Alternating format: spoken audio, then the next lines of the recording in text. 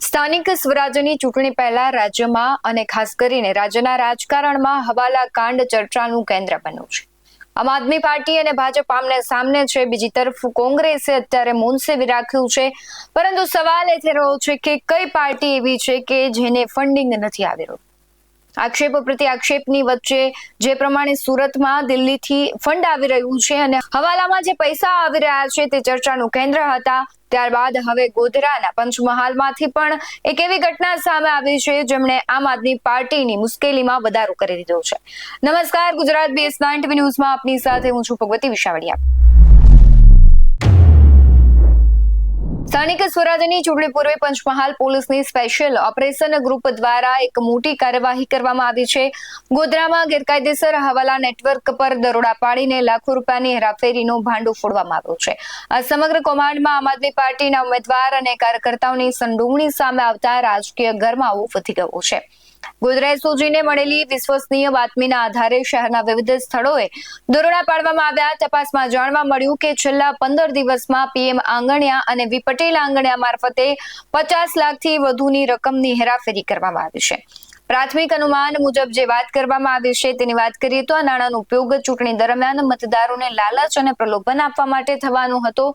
આ સમગ્ર કેસ છે એ ગોધરા નગરપાલિકાના વોર્ડ નંબર 11 ના આપના ઉમેદવાર અને સક્રિય કાર્યકર્તાઓ અજય સોમાલાલ વસંતાણી તેમજ અન્ય કાર્યકર્તાઓ છે રમણભાઈ ગુલાબ બારિયા અને દર્શિત કૃષ્ણકાંત સોનીના આ કેસમાં નામ ખુલ્યા છે. આ શખ્સોએ રાજ્યના અન્ય જિલ્લાઓના શખ્સો સાથે મળીને સંગઠિત નાણાકીય નેટવર્ક ઉભું કર્યો હોવાનું સામે આવ્યું છે. હાલમાં ગોધરા ડિવિઝન પોલીસ મથક ખાતે ગુનો નોંધી આગળની તપાસ હાથ ધરવામાં આવી છે.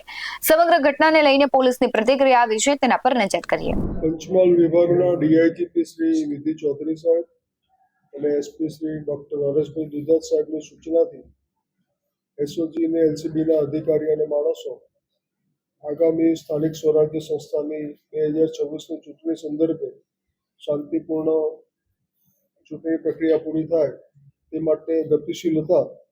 દરમિયાનમાં SOGની હકીકત મળે કે કેટલાક ઇસમો ખૂબ મોટી રકમના આંગળીયા પેઢી મારફતે ટ્રાન્ઝેક્શન કરે છે. જે આધારે SOGએ ગઈકાલે આ બાબતે એમણે વર્કઆઉટ કરેલું તે બાબતે તપાસ કરતા ગોધરાની 2 આંગળીયા પેઢીમાંથી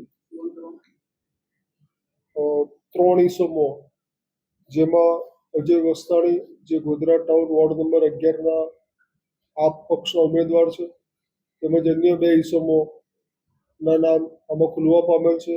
અંદાજે હાલમાં 50 લાખ રૂપિયા સુધીની લેતી દેતી કરેલ હોવાની હકીકત મળે છે. આ બાબતે ખરેખર રકમ ક્યાંથી આવેલ અને કોને આપેલ અને કયા હેતુથી આપેલ એ બાબતની આગળની તપાસ કાર્યવાહી ચાલુ છે અને આ બાબતે અગાઉ આગળ તપાસમાં જે પૂછશે એ આપને જાણ કરવામાં આવશે. ફંડનો ઉપયોગ સાહેબ ચૂંટણીમાં થવાનો તો એ બાબતે તપાસ ચાલુ છે. સર, આમાં આંગળીયા પેઢીનો કોઈ રોલ આવે કે જે આચારસંહિતાના ઉલ્લંઘન કર્યો એ બાબતે એ દિશામાં પણ અમે તપાસ કરી રહ્યા છીએ. સાહેબ, આરોપીઓ ઝડપાયા? હાલમાં તપાસ કાર્યવાહી ચાલુ છે એના અંતે પછી જે હશે નિર્ણય લેવામાં આવશે. સર, આપણે જે જણાવ્યું અજય વસંતાણી, તો એ જે ખરેખર સામેલ પોઝિશન શું કાર્ય થઈ શકે? એ જે કાયદાકીય જોગવાઈઓ છે એ મુજબ કાર્યવાહી થઈ છે. પ્રાથમિક વિગતો કોઈ મળી છે કે આ પૈસા ક્યાંથી આવ્યા?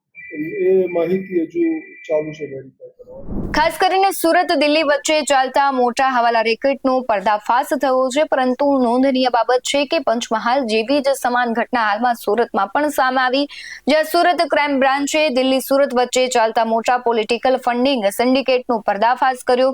સુરતમાં હિમાંશુ પાહુજા અને આકાશ મિશ્રા દ્વારા આંગણિયા મારફતે જે રીતે કરોડોનું બ્લેક ફંડ મોકલવાનું આખું રેકેટ છે તે ઝડપાયું હતું, તેના જેવી જ મોડસ ઓપરેન્ડી પંચમહાલના કિસ્સામાં પણ જોવા મળી રહી છે.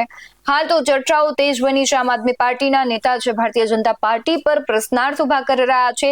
સ્વાભાવિક છે કે કોઈ પણ પાર્ટી હોય, ચૂંટણીનો સમય હોય એટલે ફંડિંગ આવતું હોય છે, પરંતુ કોઈ એક પાર્ટી આ એક ઘટનાથી અથવા તો અન્ય પાર્ટી છે તેમણે આવી કોઈ જ ગતિવિધિ નથી કરી, તેનો પુરાવો શું?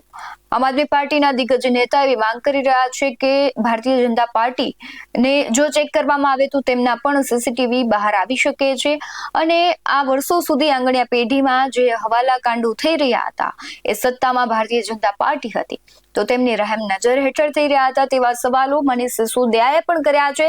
સમગ્ર ઘટનાને લઈને તમારું શું માનવું છે તો કમેન્ટમાં જરૂરથી જણાવજો. બાકી આવા જ બધો અહેવાલો સાથે ફરી મળતા રહીશું. તમે અમારી યુટ્યુબ ચેનલને સબસ્ક્રાઇબ કરવાનું, અમને ફેસબુક અને ઇન્સ્ટાગ્રામ પર ફોલો કરવાનું ભૂલશો નહીં. બાકી અમને અપડેટ્સ મેળવવા માટે આપ જોતા રહો BS9 TV ન્યૂઝ. નમસ્કાર.